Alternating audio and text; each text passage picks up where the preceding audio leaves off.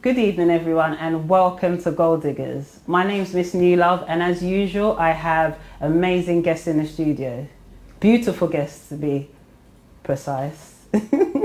And yeah, they're amazing. And we're going to be talking about hair loss and success today. It's going to be so interesting. Make sure you share with your family and friends. We're live on Omega Live TV on Facebook and on YouTube.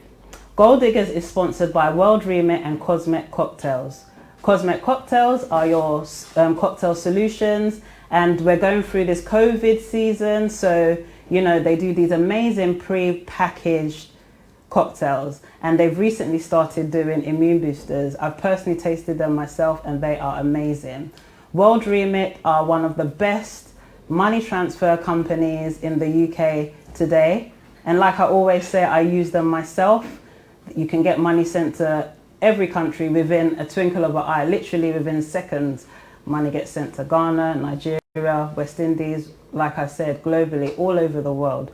World Remit and Cosmet Cocktails sponsor Gold Diggers. And not to forget, Omega House Multimedia Company, who power Omega Live TV. You can find them in Tottenham on West Green Road, right next door to Uncle John's Bakery, for all your multimedia needs. Omega House Multimedia Company. So as I said, I have two amazing ladies in the studio. They're fantastic. I met them a year and a half ago. Yeah, I met them a year and a half ago at an event called Beauty in the Bold. And the event was all about beautiful women who are bald. That's why it's called Beauty in the Bold. And we all shared our stories about hair loss and, you know, our success. So I thought, why not bring them back to Gold Diggers to share their stories once again. So welcome to the studio, ladies. Shan and Christala. I can't believe we're reunited again. I know. Oh my God. So sweet. Our second date. Right? But actually, I think anybody that's actually probably even followed us has actually seen the progress or actually seen some images of us anyway. Together of what we've been doing. So it kind of feels like a girls' night. Yeah, definitely. And guys, just to let you know how serious this show is, it's in conjunction with Alopecia Awareness Month, which is this month, September. So that's why we're talking about hair loss, and we're gonna have a discussion about our stories, like I said, and we're all at different stages of our journey, so to say, our success journeys. So that's why we're here. Alopecia Awareness Month. Google it, and you can find out all about what's going on around the world in cause of alopecia. So ladies, let's let our audience know what alopecia is to start off with. Christala, in your own words, what's alopecia? So alopecia is an autoimmune disease. It's where your immune system attacks the hair follicles and causes them to fall out. So for me, I have alopecia areata, which causes my hair to fall out in like patches. Some people have alopecia universalis, which is total bodily hair loss, where they have they may have full head loss and no eyelashes, no eyebrows, no armpit hair. But for me personally, I have alopecia areata, which means I can grow my hair in slight patches, but I choose to keep it all bald. And Shan, what type of alopecia did you suffer from? Right, so all of that sexy stuff that Lala said. So all of that stuff that she said, I'm glad you went to her first. Mine is more self-inflicted. So everything that she said, however, I am the cause of my own alopecia. So it is tractional alopecia. It's actually wearing the hair too tight. It's pulling the hair too tight. It's manipulating the hair in many various ways, far too often. And it's just trying to be cute too many times. In too many weeks. Make it sound so sexy. No, it's really not. I just lost my hair because I was pulling my hair too tight. Too cute. Oh no, I don't like this hairstyle. I'll try another one. Oh, you know what? I think my hair needs to be perms. Oh, I'll do that one. Oh, I think I need it to be braided. I'll do that one. So I think for different people, it's different things. And I think for me, I'm very aware that it's self-inflicted. I'm very aware that it can be continuous. And I think if you're somebody that is somebody that likes trends, that follows fashion, it's very difficult, and that's black or white, to kind of stay away from what is tractional alopecia. I think a lot of people can actually get that. Which is more self-inflicted. But what I'm saying, but my tractional alopecia is a little bit different because it became permanent. Because you can do it for a couple of years, and then you're like, okay, girl, stop now. She's making it seem sexy, but it's very serious. I'm like, yeah, okay, I did it for a year. Okay, it bored, and then it goes back. But then if you're continuously doing it, and I think that's where I went a little bit wrong. And we're gonna talk about your hair transplant and your journey, because you've got hair on your head right now. So I mean, people are watching and they're probably thinking, what is she talking about? But we're gonna get there. We're gonna get there, definitely. So yeah, lady Shan, you're a mother. I am. Of twin boys, I am. which I can't believe, because look at you. Yeah, you know what, and you know what, that is in itself is so amazing. I have twin boys. They should be watching right now. They're watching right now, and they're twins. Yeah. But they are so different. They go to separate schools. Wow. They are very individual, and I actually think that they were the making of me. But when I think about my twins, I think about my hair journey and how it started. Because you started losing your hair after you gave birth, didn't you? And I don't know, I know many women that have, you know, they've fallen pregnant, and then after you have pregnancy, then you have this kind of postpartum hair loss. And that was actually something that happened to me, because I had a really thick full of hair before I had the twins, and then afterwards, and I don't know if it was stress, I don't know if it's because I had boys and then I had a lot of testosterone, and then once you give birth then you don't have this testosterone anymore, and then so it's one of these things that, you know, it's something that I'm still constantly learning. And I think it's what was really amazing is actually reaching out with you guys and going to some of these events that I've gone to in the last couple of years.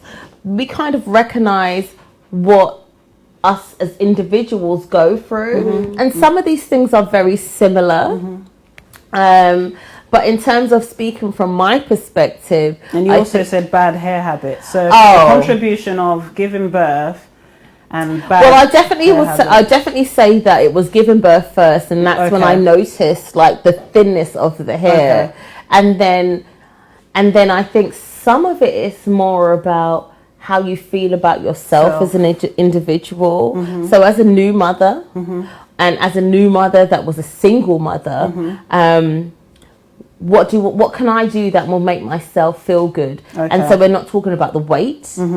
We're talking about so what's the things that are going to stay there? It's your hair, it's your face. So the only thing that you're able to change is your hair and your face. Those are the things that you're in control of. And so that was something that I could do with ease. Yes. So, you know, if I don't like myself this week, I can change myself like this. I can dye my hair. I can do this. I can do that. And it was getting a bit too... It was strong. It was strong enough. However, I think manipulating the hair over time, plaiting, and, you know, then you know, I started to lose. And then I think once you lose your hair, then you also have stress. Yes. Yeah. Definitely. Yeah. So Christala, your story is very different, because you started losing your hair at a young age, didn't you? Yeah. So can you tell us about how it started? Yeah, absolutely. So I started noticing patches when I was about 9 years old. Okay. And from there it kind of got progressively worse. So the patches started out, you know, roughly a coin-sized patch, and then they would drop out, and then they would, you know, regrow, and then they would fall out in other areas. So it was just a constant battle of trying to hide my patches, and you know, seeing where the patch was today, and like, where was, you know, oh, I didn't see that one. Where's this one today? Like it was stressful. It was so stressful. But yeah, and then obviously you've got to deal with, you know, going to school, and you've got to deal with bullies and people that have no idea what you're dealing with on a daily basis, you know. So that was tough. That was really, really tough. So how was it like in secondary school? Like, I mean, because we had that discussion, didn't we? Yeah. Like how your journey of going through secondary school and hiding the hair loss. And so secondary school was hard because you have to wake up in the morning, look at yourself, and then decide how you're going to deal with hiding your patches. And then still on top of that, build up enough courage to go to school. Yeah. And it was... Which I can totally resonate with. It was insane. Like, some days it would be so tough. Like, my self-esteem would be so broken that I just would be like, do you know what? It's not happening today. And I would skip school a lot, you know? So how I got GCSEs is beyond me. Do you know what I mean? Because I was that constant battle every day. Every morning I'd be like, okay, I can do this. And then I'd, battle with doing my hair and trying to hide it from my other peers, so that I wasn't teased relentlessly.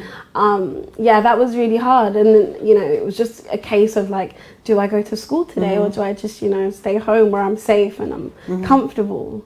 So, yeah, teenage life was not a breeze at all. And you said it really messed with your mental health. Oh, yeah, definitely. And I never really understood that the two were connected. Yeah. I think at that age, you don't really get that you're feeling so low because of the situation that you're being dealt with. And you're not really...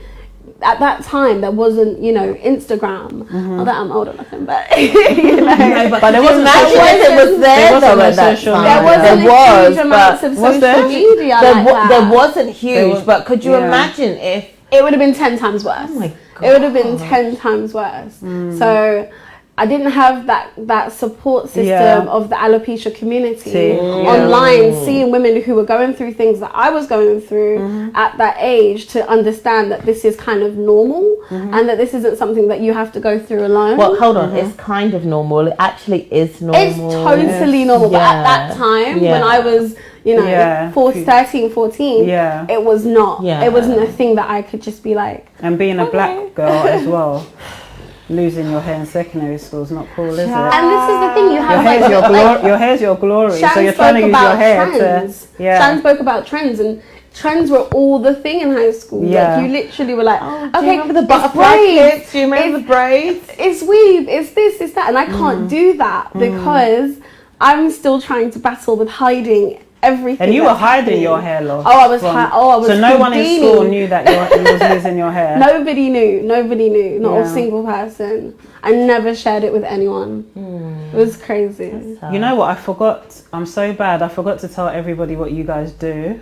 I just ran into it. So Christala Fletcher is the owner of Lace by Lala, which is a wig company. We're going to talk about that. Not your normal wig company. And she's also an alopecia advocate. And Shan is the co-founder of I Know, which is a fashion brand. And she's also on a Netflix series called The Big Flower Fight. Yes, girl. So you can see we have a reality star in the room. And that's not the only reality show you've been on, is it? No, it's not actually. Yeah. But we'll talk about that later. So back to you, Shan. Did you suffer any mental health? Oh my God, I'm still suffering from it. Oh my God. Mental health issues. We can talk about mental health issues. However, I think it doesn't just stem from my hair journey. It doesn't. I think as a black woman in this society and as a black woman that just has this type of hair or this type of afro hair, and I know today I'm wearing clips, and that's actually one of the transitions that I've decided to do instead of wigs and instead of weaves is clips because it's not as strenuous on my hair as it used to be. But yeah, I wear clips. But having natural afro hair was never sexy. It was never appealing. And at the end of the day, I'm like any other woman. And, if I see that, my male counter or my other female counterparts, what they're looking for and what my male counterparts are looking for is, girls that have long flowing hair and it doesn't look like it doesn't look like me, and there was nothing that looked like me. So I actually had to grow and grow into myself and understand myself, to understand, well, this is me. Yeah. This is what I like. Which is but the journey, that took me until I was like in my 30s. Yeah. To understand that. So, when I was in my teens and I just wanted to like have blonde hair. Oh gosh! And the thing is, it didn't even. Was you relaxing? Was you one of those ladies that was relaxing and dyeing your hair on the same day? Okay, so no, I didn't relax and dye on the same day. But I definitely was somebody that wanted to relax, put the tracks in, do the gel, maybe not do a full dye, but what I would do is do a rinse on it. So I was active. I was very active in terms of what I used to do to the hair. And I think it's just the manipulation of it. And you know what, to be fair, my hair really coped very well for many years. So but when it said no, it said no. so at what point did you start really losing your hair? Because you said after your sons. So after the boys were born, so the boys were born in 2018. No, 2000, no, they was not. That's a lie. 2008. I think I still kind of kept up, and then I think there was many bad hair choices. There was probably a lot of toxic relationships that I've also been in as well. And this is not even like man-woman relationships. I'm talking about friendships as well. I think you need to be very careful of women and like people that you want to kind of express and tell your story to. And I think I went through a lot of that and thinking that, oh, you understand my journey, oh, your edges are a little gone, but the edges are gone, but they just put a little grease in it and the edges are back. Like it's not the same. It's not the same. She's So in terms of that, it's like kind of understanding what journey you're going through, but then also being sympathetic to somebody else that is going on a similar journey to you. Because when I met you was bored, and you had. I was absolutely bored. You was bored, and you had a transplant, and you've had 3 of them. So I have had 3. We have to talk about these transplants. It's not a joke. Like, it's serious. Okay, so let's talk about your first one. So my first hair transplant. When did you have it? So we're talking about about 7 years ago. And I had a FUT. So at that time, FUT is follicle unit transplant, which is basically where they cut the back of your scalp. They cut a strip of it, and then they take the follicles out, and then they reimplant it where it needs to be reimplanted. I did that in America, and because it wasn't pioneering at the time, but it wasn't as known. Like the FUE, which is a follicle unit extraction, which is where they take it out and it's not so invasive. That was many more thousands of dollars, and actually at that time, that was in the States as well. No. So in America, I had the follicle unit transplant where they cut a strip of my scalp, and then they took the hair out and then they implanted it. And where, to the front? So I only had tractional alopecia, so it was always the sides. So if you ever remember doing the weaves, and you do the weaves closest. You like there was, you know how now everybody wants to protect their edges. Back in the day, nobody protected their edges. That was tight up and sewn up. And then when it was tight and sewn up, it was like, oh my God, my hair. The feeling, isn't it? Yeah, and the thing is, it didn't feel like it was done until it was tight. You know? So I did that, and that cost me in excess of 10 grand. That's what that was in America 7 years ago. And then after having, after kind of, the hair grew back and it was amazing. So it grew back? Oh my God, after I had that transplant, the hair grew back. It was so amazing. I forgot myself. I started doing the same things I used to. I did. And that's the thing. I can be honest with myself. Yeah. And that's why I wanted you here. Oh my God. 3 hair transplants. I know, I'm out of order and rude. But Very. No. But what I am gonna say to many people that are from Afro-Caribbean descent, that if you ever have to have a hair transplant, usually our hair type, we usually go for 2. Usually women or men, we usually go for 2. To have 2 to have yeah, it's for really the density. It's really the density. And so the first one, it was beautiful. And I'm definitely going to say the first one was enough where I probably didn't have to go for another one. So why did you go for another one? Well, we'll get to there. So it was nice. It was cute. I liked it. And then I'm like, okay, I can kind of still do the weave. I can still do this, still do that. And not that I was young at the time, but maybe I didn't appreciate that this hair is gone. This hair is now back. Let me go and manipulate the hair and do all of the things that I want to do again.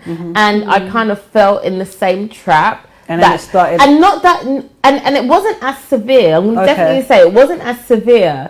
But I definitely fell into the same trap where, you know what? Let me manipulate my hair. My hair's growing. It's coming. And the thing is, it was growing. It was growing. It was growing. And then it was like, oh, it's not growing. It's not growing no more. It's not growing no more. And then it got to that. And then I started researching again. And then I realised about the follicle unit extraction. So I said, okay, it's less invasive. Because at this time I have a big scar in the back of my head where they literally cut my scalp. And another thing that was really upsetting, and I don't know if you find this, Lala, sorry, I call you Lala. I don't know if you find this upsetting, is that when I have my hair bald, everybody thinks that I have a problem or I have cancer. Yeah. And it's like, are you okay? Yeah. And it's like, you don't want to be like cussing anybody, but like, even if that is the case, is that how you come up to people? You don't just pop up to someone while they're in Tesco's and be like, can I say So did it make you feel uncomfortable? It made me feel really uncomfortable, but I tell you what, it did make me feel. It made me feel very secure with having my bald head. Because you look beautiful with it. Yeah. You know what it is? I had to work with it because that was what I was at the time. Yeah, that's what it was. And that's the thing about having a bald head. Your face needs to be beat, so I learned how to do makeup, your eyelashes and things like that. And it's actually being comfortable in your own skin. And I actually think what the funniest thing actually about being bald is that I was the most comfortable being bald, but everybody else around me was uncomfortable. So can we show some pictures of Shan my after a transplant? Like, so people can see how gruesome. This is the FUE. So is this the last one? This is the last one. This is the FUE. This is the last. So let's jump to the last one. Yeah. This is why did you go for the 3rd round? So the 3rd round is because I was just lacking density. Okay, so hold on. This is the. Okay, so if you can see this. Yeah, that's the scar. Yeah, from the previous. Yeah, that's the FUT. This is where they literally cut the strip off, take the strip, and then implant it. Yeah. It's so uncomfortable. It looks uncomfortable, but you know what? And shall I tell you what was so funny? A day after, I made sure I braided all of that, and put weave on it. I had a weave. What? I had a weave, I did. I just made sure that was open, and I had a big weave. I should have given you the photo. Wow. Yeah, because I just didn't want to be. And what was the recovery like? Because I've seen your journey on video, and it's not. Yeah, the FUE. The last one. Yeah, it was quite painful. Yeah, and the swelling. Oh yeah. Because everything's in your head. Yes. And then everything starts to go down, and when it goes down, then you have the black eyes and everything. I think at the time where I was healing, I was in a really toxic situation, and so I wasn't even healing the way I should have been healing. And where did you have the last one? I had the last 2 in Turkey. In Turkey. Yeah, and to be honest with you, they are absolutely fantastic. Okay. They do very well for like black hair, afro hair. Okay. You have to obviously you have to find the right surgeons that deal with you. But they're absolutely fantastic. And to be fair, if I could go again. No, stop. we're gonna talk to Christala. So have you ever thought of having a hair transplant, or has it ever crossed your mind to have any kind of treatment to retrieve your hair back? Not a chance. Not a chance. I'm so petrified. Really? I'm so scared of any kinds of surgery that I could no, it wasn't going to happen. And you know what? It was never. It didn't even dawn on me that this was a thing that I could have ever done. So for me, it didn't even come up in conversation. It was always. You think because you've grown with it from childhood? I feel like that might be the difference. Yeah. Because I've grown up with having these patches, so it's kind of become my normal, and then. It was almost like, I thought, in a way, I don't know if I knew that then, but now, like growing up, I kind of thought, one day, either I'll learn to love it, or it will all come back. Yeah. Like, I had no idea what the future held for me. So, and now I'm just like, if I was to ever think about doing a transplant or anything like that, it would be absolutely not, because I just can't. And this is the difference about alopecia and hair loss, and you know why I wanted the both of you on the show, because you're coming from different aspects and how it affects everybody as well. Because I'm like, oh, listen, if you could do it, do it. Yes. If you need to have like some hair with your knuckles, get it done. I am serious. Yeah. Whereas with you, it's this is what led you to making wigs at a young age. So can you tell us about when you first started? So I started making wigs for myself because I have a really, really small head. So growing up... 20 inch? I'm a 20-incher. You know what? We haven't even spoken about that. I am. It's the worst. Right. General wigs. I hate you. General wigs you buy in the shop are going to be kind of like your 22 inches. They're like medium-sized caps, which do not fit all. And I think your mic... Oh, no. No, don't touch it. Just don't touch it. Something's come off. Where did it go? Oh, there it is. I got it. She's got it. So, God, yeah. This isn't cute, but okay. This is live TV, guys. This is what happens. It happened. Yeah. Are we Yes, good? that's it. That's fine. Yeah. So, Okay. Sorry, what was I saying? So when you started making so then I decided that from like 16 I was like, okay, I'm just gonna make wigs myself, because I know that this is possible and I know people do it, and I'm so sick of like having this gaping back in the back of my wig, and it's really frustrating because I don't feel secure. So I started making wigs myself, just your little quick wigs, piecing bundles and frontals together, boom, it's a wig, right? And then a friend of mine was like, hey, could you make me a wig? And I was like, yeah, okay, like it weren't difficult, like I'll do it for you. And then another person asked me to make them a wig, and then another one, and I was like, hold on a second, there's a business here, this is a hustle. So it became like I did wigs on the weekends, like just like I was 16-year-old, I'm just trying to make a little pocket change. And this is a long time ago. This is a long time ago. This is before the hype of lace wigs and this wigs is now. Before wigs, lace fronts were even a thing. This is before wigs were popular. This is before we even kind of started to dig into that celebrities could change their hairstyle so frequently because they're wearing wigs. And then as I got older, I was still doing my little side hustle, and then I realized that there's actually a whole market for this, and there's women that could do with my help, because the wig world is really scary. It's really, when you've just lost your hair, it's a really scary world that you don't know, it's unfamiliar. And why not be that person that can show them exactly what's going on, what's a lace front, what's a full lace wig, what's a closure, do you know what I mean? Just to kind of educate women, because it was so confusing for me, and I just felt so lost as like a 12-year-old not knowing what the hell to put on her head. So yeah, I started kind of like trying to educate young girls and stuff, and then that's how Lace by Lala was born.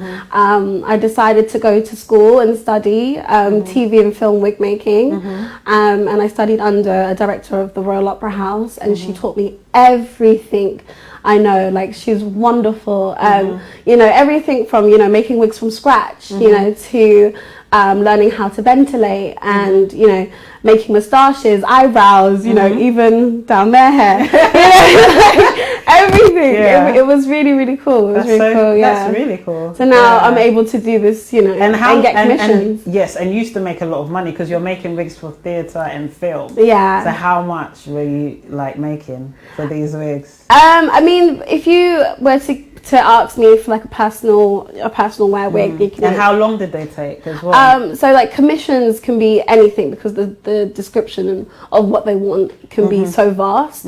But for personal wigs, for like your general hair loss sufferer, it can take me anywhere from 3 to 6 to 8 weeks sometimes. Because you're making them strands. Exactly. I'm ventilating, which we call ventilating. I'm knotting every single hair onto a cap that I have made also. Yes. And every client's different. Some people want to wear their hair in a ponytail, some people want to wear it back, some people want it all off the face, some people want it all on the face.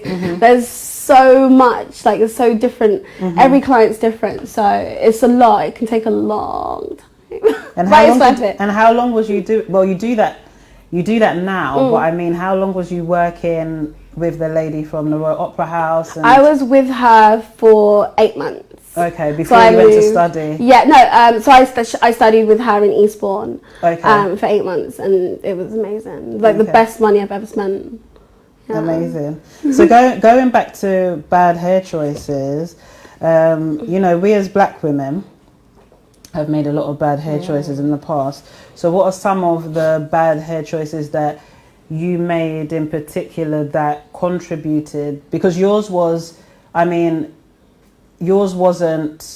self-inflicted. We haven't even spoken about when you really lost your hair because you fell ill. So can you tell us about that quickly? Yeah, absolutely. So very quickly, I was 17 and I got really sick and ended up in hospital with a blood infection. And I, at that point, because of, I think it was the stress of it and maybe because plus the medication, I lost basically like all of my hair.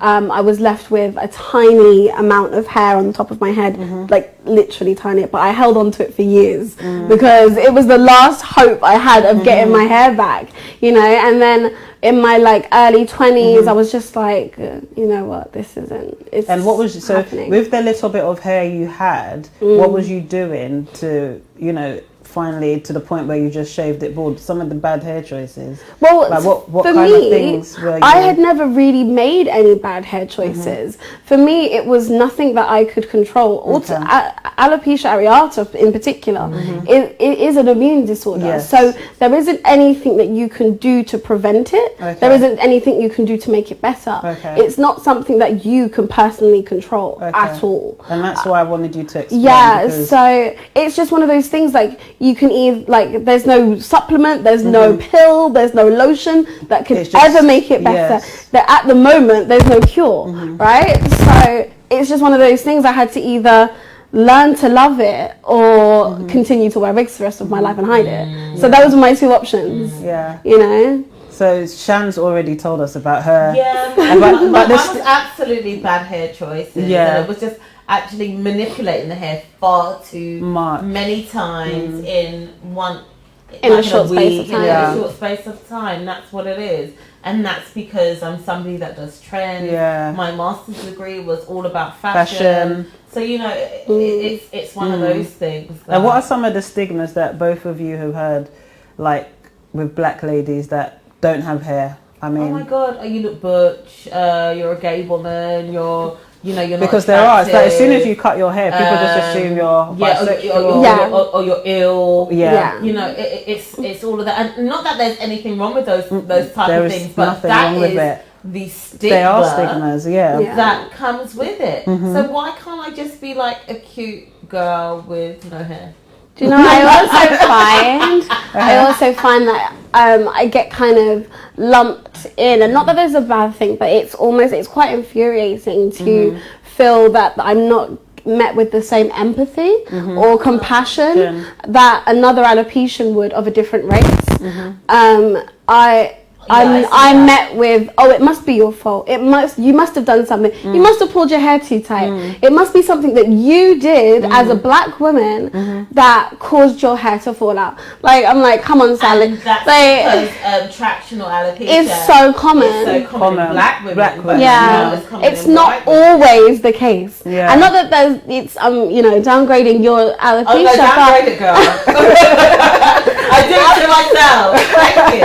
But it's not the only form of alopecia that black women go through. Yeah. And actually, Serena, who runs Lost Locks, she has written a blog post about traction alopecia and versus kind of, other forms of alopecia that aren't self-inflicted. And it's just like, why are those conversations not being had? And honestly, you have to check out Lost Locks because she writes it beautifully. It's just like, we're not as understood, and it's not dealt with compassion but in the same respect, I don't think that we have the education, and I think a lot of us and that's exactly what we don't have the education to know that if we keep manipulating our hair like this on a consecutive amount of times, that this is not going to grow back. Now, if I can speak to my younger self and have a real word with me, then I would understand. Because now the awareness is there. I mean, social media. I mean, we there's a lot of that. And then another thing as well. The younger girls now are not perming their hair and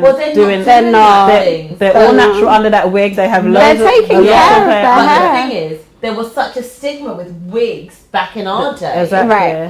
Come on, we didn't want to look like our grandmas, did we? Right. We wanted to have wigs. We wanted to be cute. We wanted to look like SWV. It was nothing to do with that. It was always about permanent, slicking it to the side. Exactly. Yeah. Or, gelling it. Having the jade hairstyle, the jam, the ice gel. Definitely, like we had all of those things. Of course, we had those things. Like, especially if I'm talking about somebody that was on trend. Yes. And we looked about those things, and we looked to America, and it was the slick hairstyle, or we had the ring combs, and all of those kind of things. And then we had them. So I remember even perming my hair and still using that. And still using the pressing comb, like, jeez. Do you understand what Just I mean? There was a so much process. Did we? Not even my mother knew. It's true. Not even my mother knew. I remember even my mum like pressing my hair when I was like younger before I went to school, and she was like, "Yeah, let's get it straight." Like, so it wasn't. I don't think. And our parents relaxing our hair at a young age. Well, you know what? I didn't relax my hair until I was 13, and a lot of the things that I did was actually. And when I'm saying it was self-inflicted, I was a real big fan of brandy. So braids were one of my things. So it was like small braids. Okay. And it was like small braids, big braids. Keeping it in for far too long, not knowing how to pull them out, and not knowing how to take them out if they're in too long. There's so many things that contribute. As a lesson, definitely, you just don't know. Definitely. So, guys, we've been talking to Christala Fletcher, who is the owner of Lace by Lala, and also Shan Shan. I call her Shan Shan, but she's called Chanel, and she's the co-founder of a fashion brand called I Noir, and she's I call her reality TV star because she's currently on Netflix. On the big flower fight, and you was on a fashion reality TV show before. Yeah, I was. And what show was that? In 2012, I was picked by Rihanna to be a part of one of her designers on a show called Style to Rock. Okay. That was aired in the UK, and basically, this was actually before I kind of did my academic fashion journey. Okay. This was at the start, and I think that was really where it led me to become the fashion designer that I am.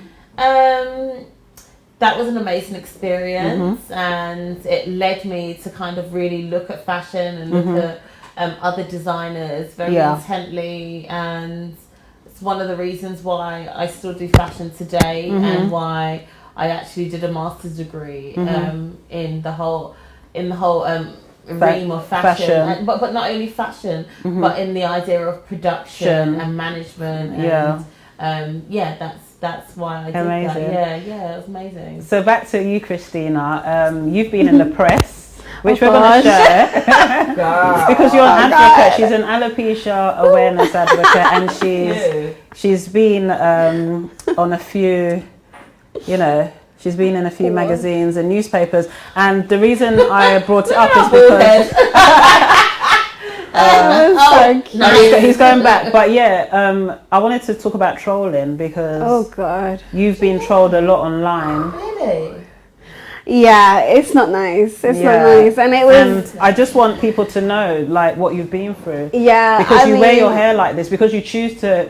I go out bald. Yeah, but you go out like this because you've accepted your alopecia. Yes. And you carry it beautifully. Look how beautiful she is. But she's been through her fair share of online bullying, and it's not fair. It's not nice. It's not nice. So specifically, after the Guardian article I did at the beginning of the year was met with a lot of positivity. Like it was really lovely. And to be fair, I never ever got any kind of like backlash from it or any kind of nasty comments, directed towards me from that one, which is this shoot you're seeing now. But when I did the Sun article, I think Sun readers are just vulgar. That is exactly what everyone said to me. Trash. That's exactly what every single person said to me. I'm so reserved the right to comment. Right, no comment. But from that article, I got a lot of trolling, and I was like, wow, this is horrific. Like, this is really nasty. Like, they were calling me a man, they were calling me I look like an egg. It was just really, it was brutal. It was brutal, and it took me back to that place where I was like, oh my god, I feel like I'm 15 again, and I'm being bullied by people who have no idea what I have been through. I would never even walk a day in my shoes, right? And it was nasty. And I had one night and I cried my heart out. And then after that, I picked myself back up and I was like, cool, let's get on with the day. Do you know what I mean? But it was bad. It was really, really bad. But like, I have to say, obviously, was there any racial abuse, or was it just about? No, I never got any racial abuse, but not that I saw, because at one point I had to stop looking. I have to stop looking because it's bad. Oops, sorry, our window's open. But then after that, it was just so nasty.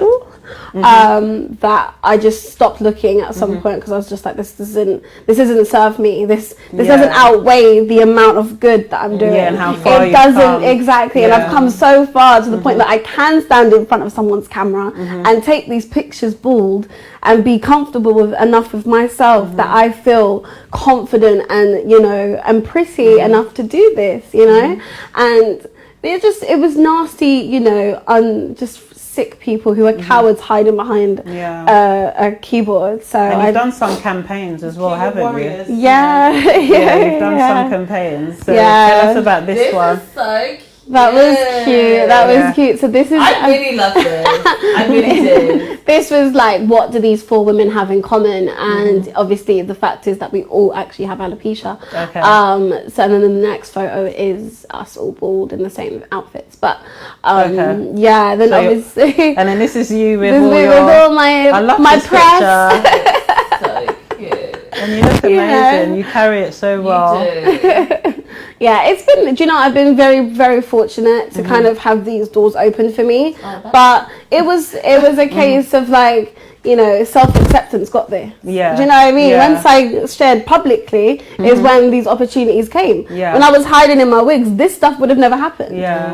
So it goes to show what a little bit of self-acceptance and looking inward of how this is making you feel can, cause a whole ripple of effects and depression and anxiety. But the second you share your problem, it's halved.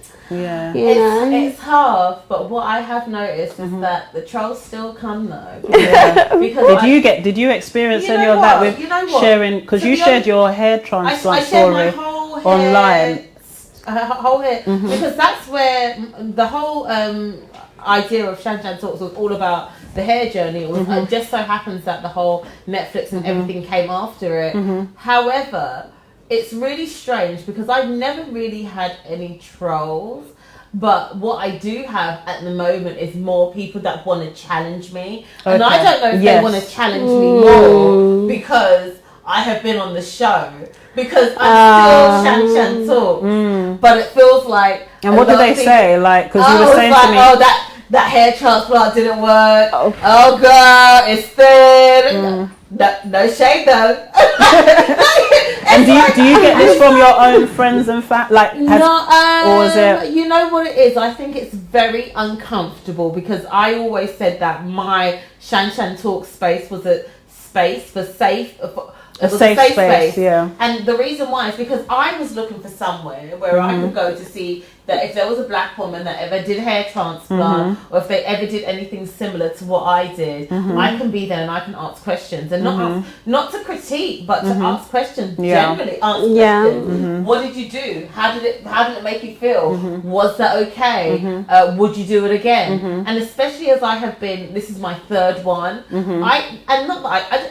I don't need to tell anybody anything. I didn't have to tell anybody it was my third. I didn't have to tell anybody. But you decided to share. You know what? I am old enough and actually more comfortable in my skin that I can let you know that this is my journey, this is my story. And if you need help and if you need advice and if I'm able to give it to you, I will do.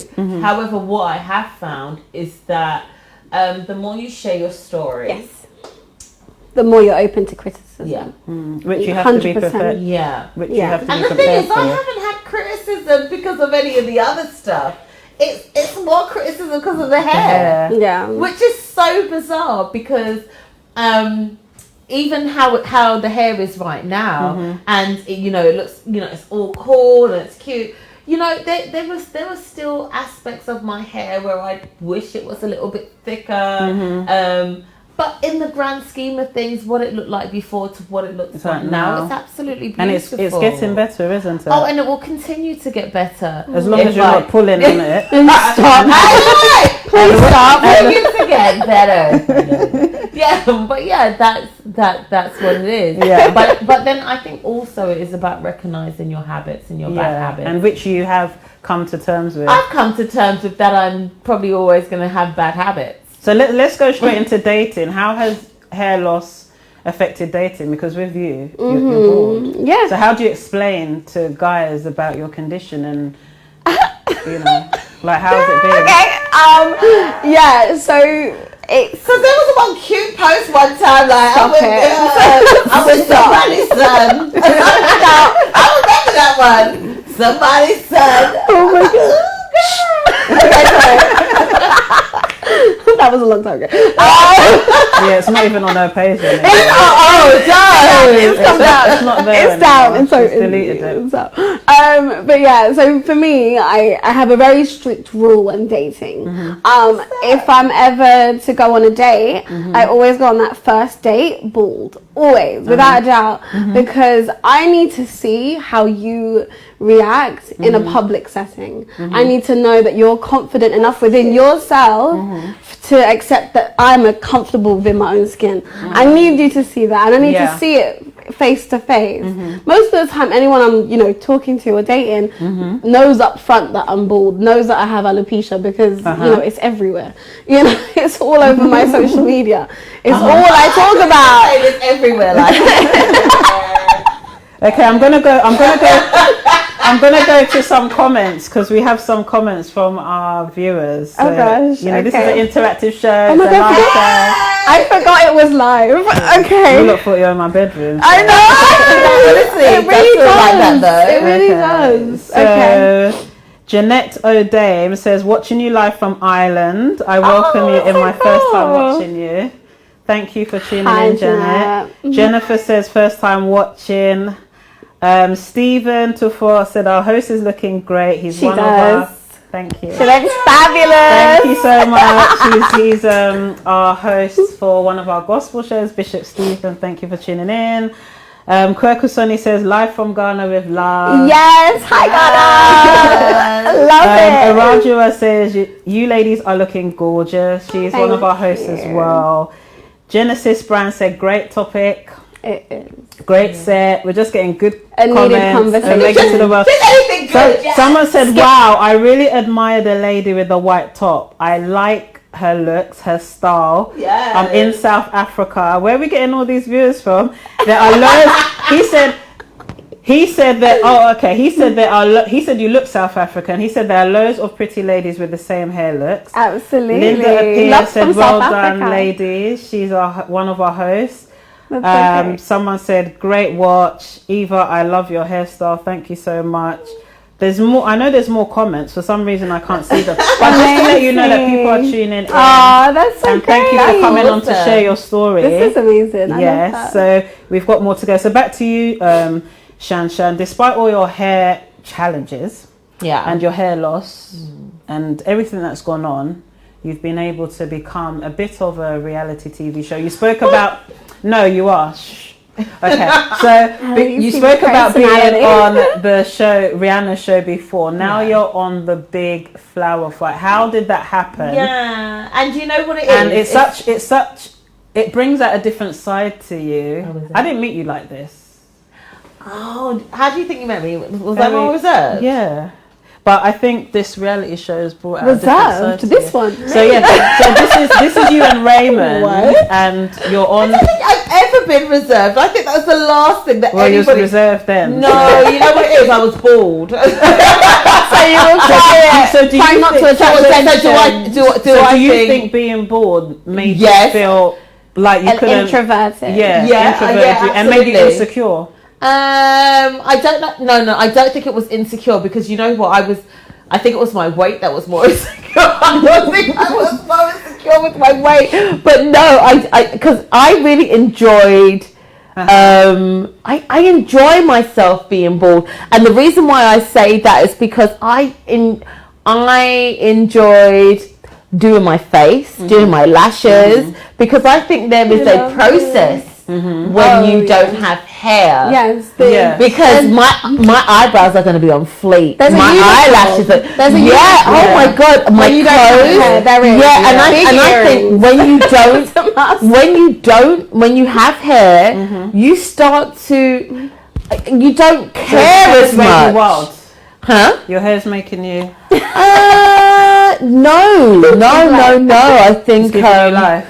no, I think hair always gives you life, and I think I was always been that way anyway. But I think if you watch the Netflix series, you will see that every episode that I'm in, there's a different hairstyle. So what's the big flower fight all about, and who's Raymond?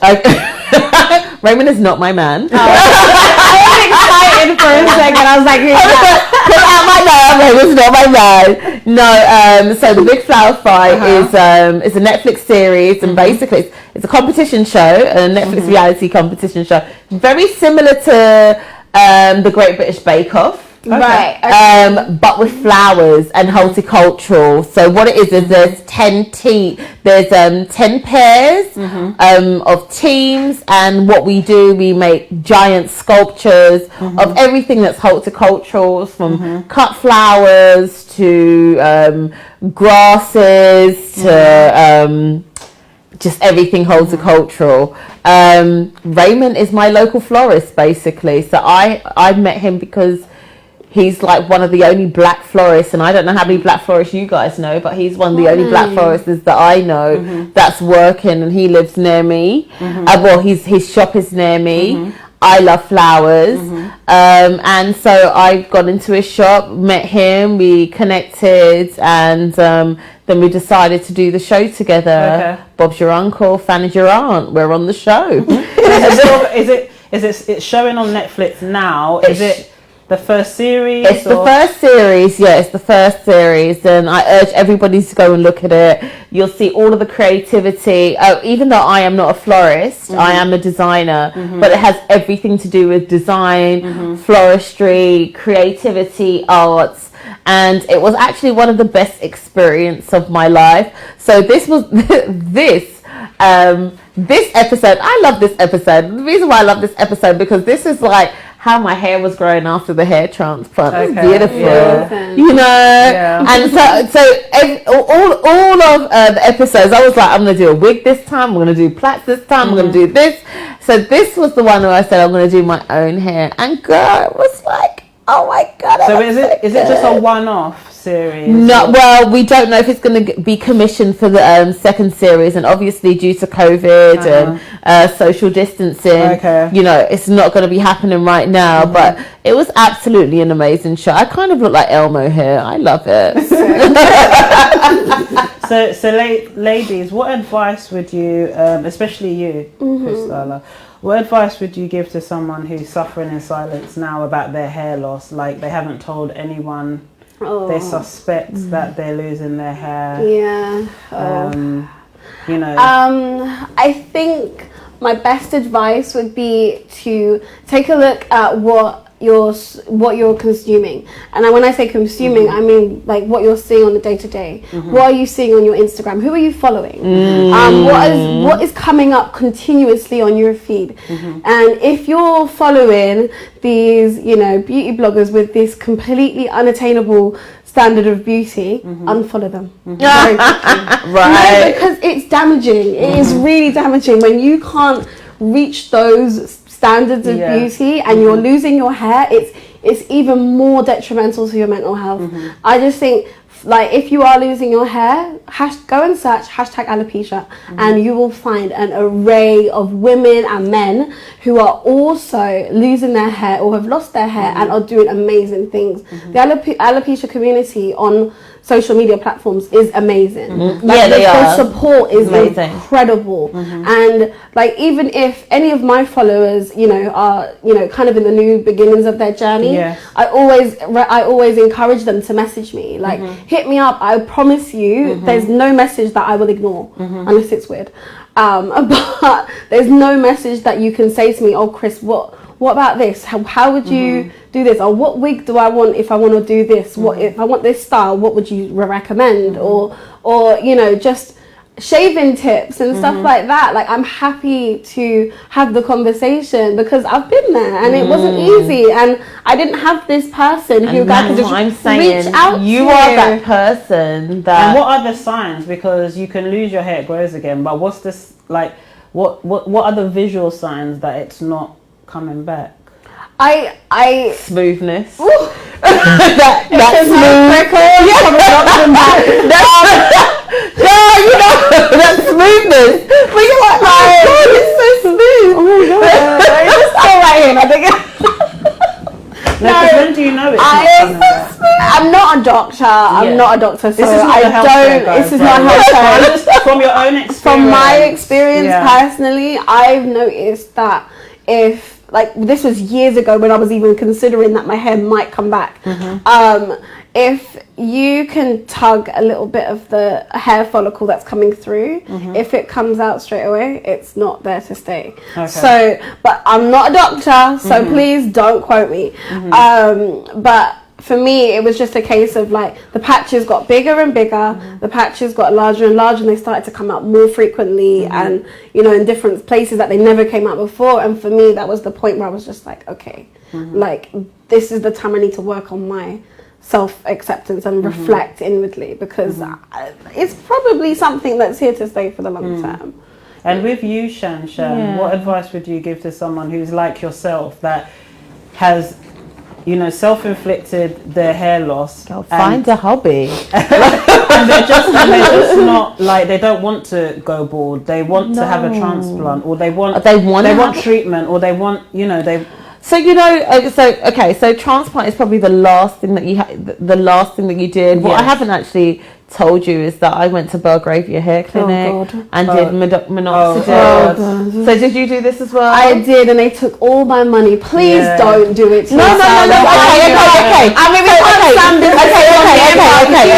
So I had a different experience because I still think that Belgravia Hair Clinic for me and what I was going through was very beneficial, because you look at minoxidil and you look at, like, Rogaine and those things. Those are 5% minoxidil. When you go to Belgravia Hair, they're giving you 20%. What is that?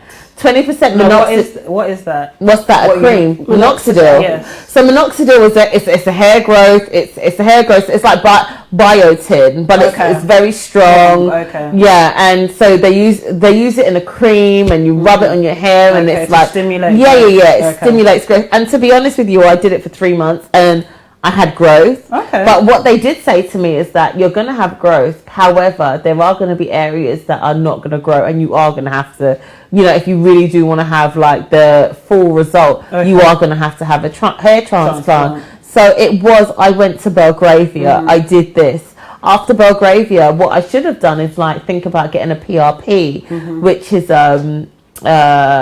what is PRP now? What's PRP? Yeah, get PRP everyone. Somebody Google. No, it's rich plasma. It's plasma replacement. Okay. So basically, it's taking the blood out of your arm and your blood cells and actually injecting it into your area. Well, they do these PRPs into your face, where if you want to have a youthful facelift, they do it into your face. But for me, I'd like to do it into my hair, into my scalp, to actually have the hair grow there. Yes. So I wanted to do that. But what I would say is just, I'm gonna say, stop manipulating the hair. Am I gonna stop doing it? Probably not. I'm probably going to go for some PRP at some point. Don't say that. I will. She's going to do it. I will. And I'll document it on Shan Shan Talks. I have to say though, I think there was a big difference because of your type of alopecia is tractional. Yeah, those of you who are dealing with alopecia areata or universalis, completely that's different. different. It's completely different. And you can't. There isn't any. I mean, you can't tractional alopecia. If you stop manipulating it, no, I don't at all. But with your condition, I went to Belgravia as well, and I had a totally opposite experience. I literally, there was, it was. Like I said, the exclamation hairs, which will pull straight out, if they're even remotely touched, and it didn't do anything. But can someone like you can she have a hair transplant? And will it work? You know what? I highly doubt. I'm not saying. I'm just asking. Like, what's really interesting is because I've had a girl that is on my Instagram, and she has Areata, right? And she has had a hair transplant, and it's growing. Every individual is different. Yeah, you never know. You literally never know. It possibly could, but I'm so scared. I'm so scared. Not, trust me, it's not for everyone. It doesn't feel nice. I couldn't. So in terms of like, was it worth the pain? Yeah. And the recovery, because even though we've been laughing, yes, your recovery would do it again today. You would. If I had enough hair in the back of my head, I'd be like, add. Yes. Wow. Yes. Shan, you're crazy. But you know what it is? I also think that when somebody goes through plastic surgery, and even it is plastic surgery. It is plastic. Yeah. But it's like, oh no, I'm not addicted. I have a problem. When you speak about it like that, it kind of makes sense. It makes sense. I would, and that's one of the reasons why I think I would do third, or why I would do it the fourth. As long as I find, there's not many doctors that will probably go on me again, but I bet you I can find one.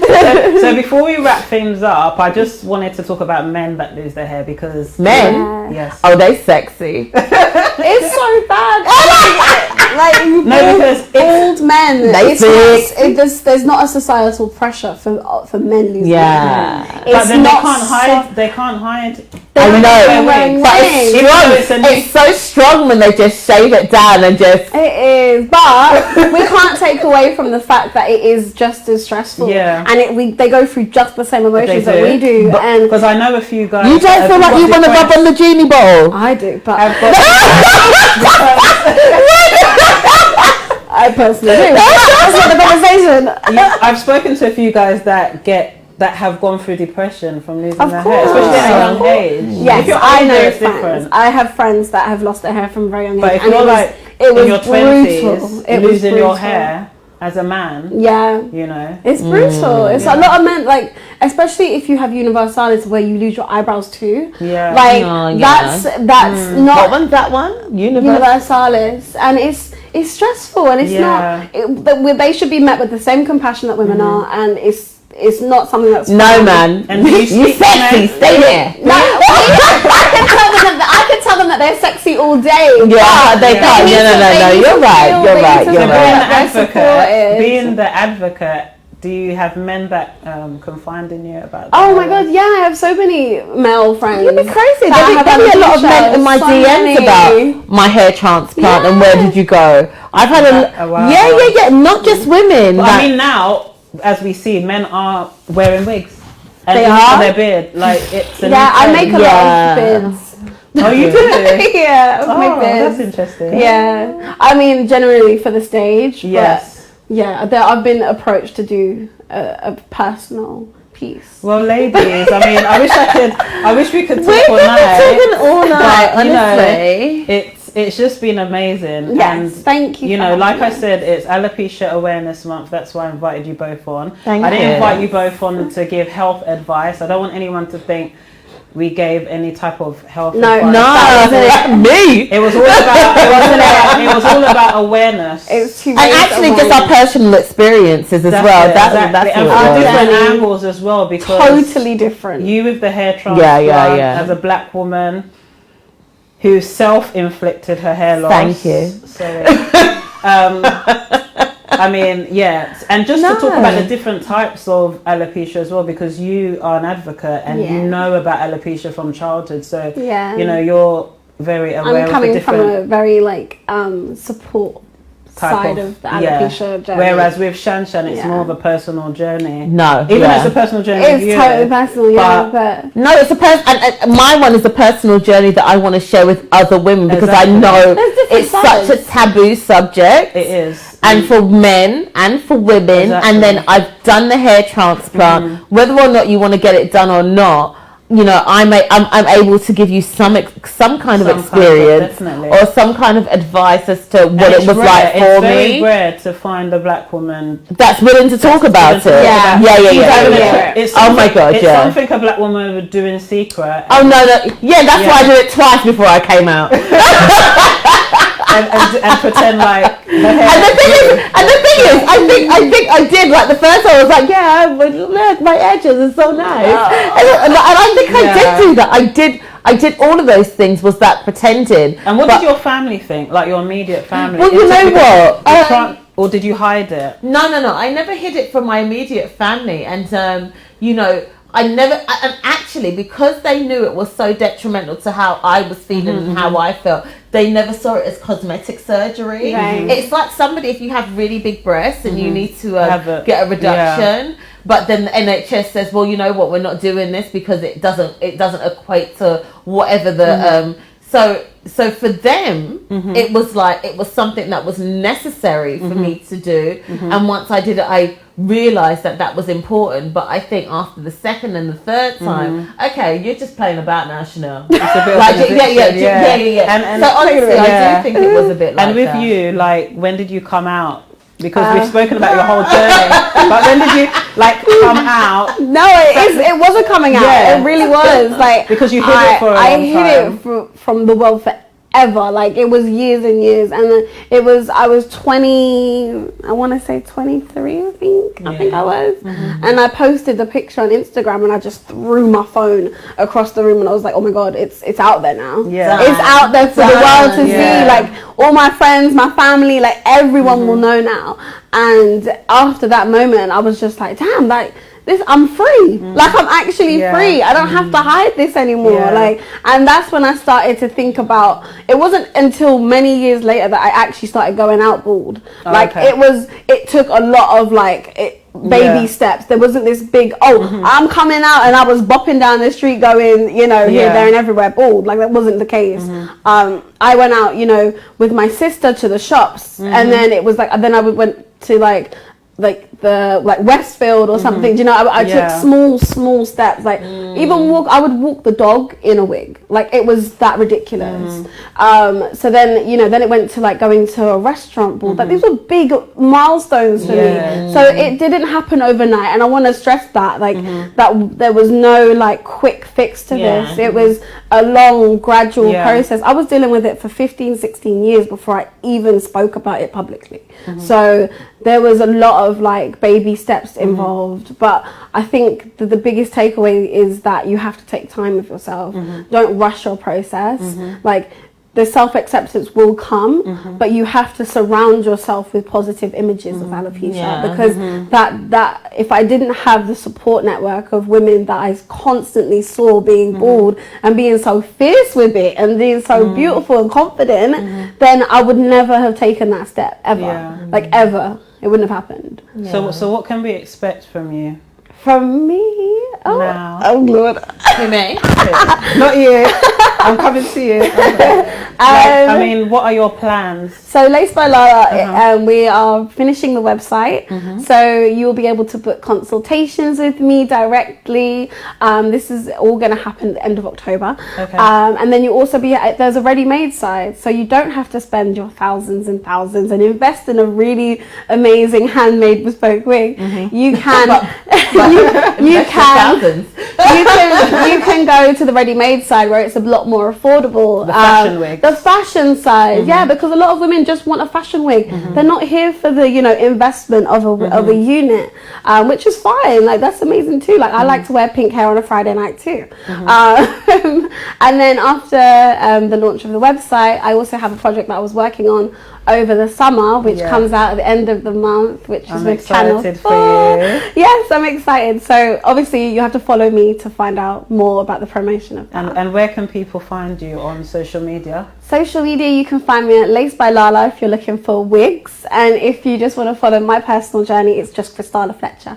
Okay, amazing. And you, Shan? I mean, big flower fight, girl. Big Netflix.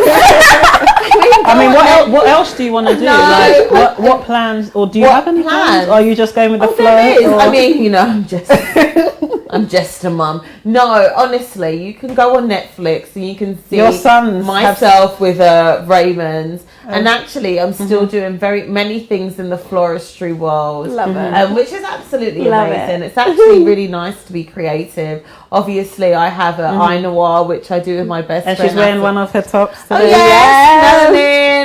We didn't even get into that, BLM. Black Lives Matter. Yes, you started doing that a long time ago. Well, the thing is, I know what was actually built out of the Black Lives Matter movement, like very many years ago. 2016 we started, myself and Asamara, and it was all about women and empowering women and men about things that we wanted to wear, because we was looking at Tommy Hilfiger, we was looking at Calvin Klein, and all of these outfits and all of these garments didn't reflect the person that we was. Asamara was somebody that makes jackets and clothes for the high street, and they was never those people were never reflected of who we are. So we started and we started our brand, but that's I Noir. So you can definitely find us on I Noir.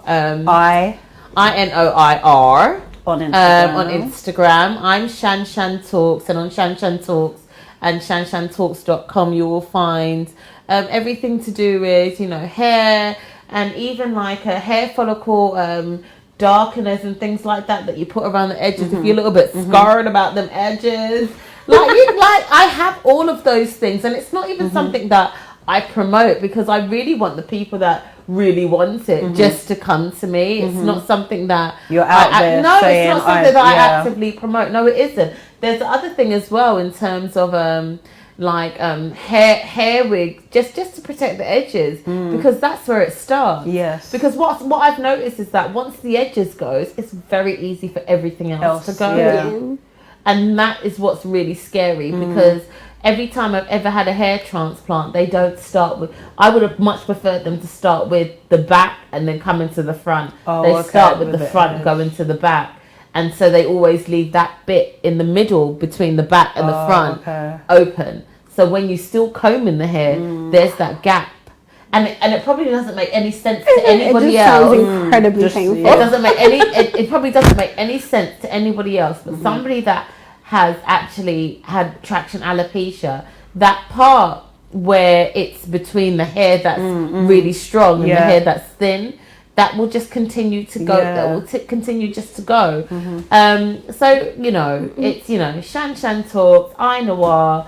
There's going to be many other things that are happening. We walk in silence.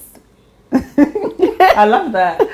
Guys, you've been watching Gold Diggers, and today our topic has been hair loss and success. My beautiful, lovely Thank you for having us. Have spoken about their individual journeys from different aspects, from hair loss that's not controlled and not controlled. What am I talking about? Hair loss that is uncontrollable. And hair loss that is feisty and rude, kind of not even self-inflicted, because it's hormonal as well. Yeah, it is. But it's different types of hair loss, and that's the awareness that we wanted to bring today in conjunction with Alopecia Awareness Month. So thank you guys Thank so you. much. Thank you, my dear. And bringing so much joy to the studio. Thank you for my Omega Live TV production team. Thank you to World Remit and Cosmic Cocktails for being our sponsors, and don't forget to follow us on Omega Live TV on Facebook and YouTube. You can watch this show again. Please share with your family and friends. As you've been watching, you've gained a bit of knowledge and understanding about hair loss. And also we have a new Twitter account, so follow us on Twitter, Omega Live TV 1 on Twitter. We're going to Sky soon, Sky Channel 7. Yes. I'm so happy. My team, I love my team. We've worked so hard. I'm so happy. We've worked so hard to get here, and all I can say and end the show with is never despise small beginnings. Never despise small beginnings. I'm back in 2 weeks' time. I have 2 guests in the studio, and what we're going to be talking about, because October is Black History Month. Yeah. And my 2 guests that are coming on have started an amazing movement and project that cannot be even it's just going to be amazing. So make sure you're here on the 5th of October. I have a male and a female in the studio. Like I said, amazing thing that they're doing from all this Black Lives Matter movement. So tune in. Thank you for watching. Follow us on Twitter. We are out. Bye.